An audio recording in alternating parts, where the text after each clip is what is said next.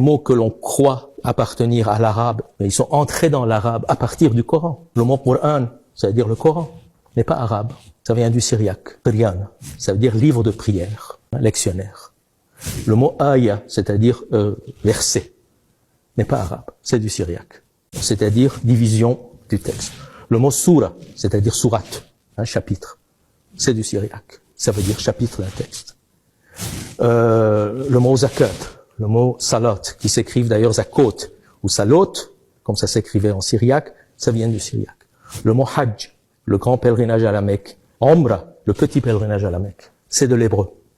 Il faut savoir que le Coran a modifié la langue arabe. Le Coran, qui n'est pas un arabe pur ou un arabe propre du sud de la péninsule arabique, c'est faux. C'est une espèce d'amalgame, de mélange d'arabe, de syriaque, d'hébreu et d'autres influences qui ont fait le Coran. Et l'arabe a intégré ces mots. Le Coran a modifié l'arabe pour devenir légitime.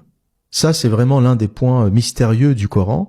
Les habitants de la partie sud de la péninsule arabique, où est censé être né le Coran, ne parlaient pas cette langue. La langue du Coran, c'est une langue du nord de la péninsule arabique, c'est une langue de Syrie, avec des influences d'hébreu, de syriaque, peut-être de perse.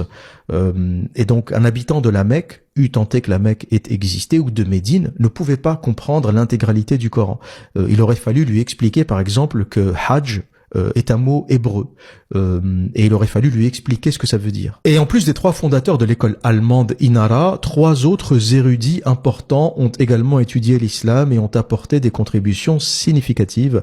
On a Adolf van Ernack, qui est pour moi vraiment l'un des plus important. C'est un théologien luthérien, balte allemand et historien de l'Église, qui lui est l'un des premiers à avoir supposé que le Coran avait une origine judéo-chrétienne. Il croyait que le Coran avait été écrit par des Juifs qui croyaient que Jésus était le Messie. C'est l'un des premiers à développer la thèse des judéo-nazaréens, une secte chrétienne non trinitaire, comme les musulmans d'ailleurs. Vous savez qu'on pourrait presque décrire les musulmans comme des chrétiens non trinitaires, c'est-à-dire que en islam, le Messie, c'est pas Mohammed, celui qui revient à la fin des temps, c'est Jésus, comme pour les chrétiens. La seule différence, c'est que ils ne croient pas en la Trinité. Ils pensent que Jésus était un homme, un prophète, mais un homme. Et ils remettent en cause l'association Père, Fils, Saint-Esprit, ils remettent en cause la Trinité. C'est un mot hébreu, et donc les premiers Arabes qui ont lu le Coran ne pouvaient pas comprendre le mot Hajj, parce que c'est un mot hébreu. Ce n'est qu'après qu'on a intégré le mot Hajj ou Hajj à l'arabe. Il y a des mots que l'on croit appartenir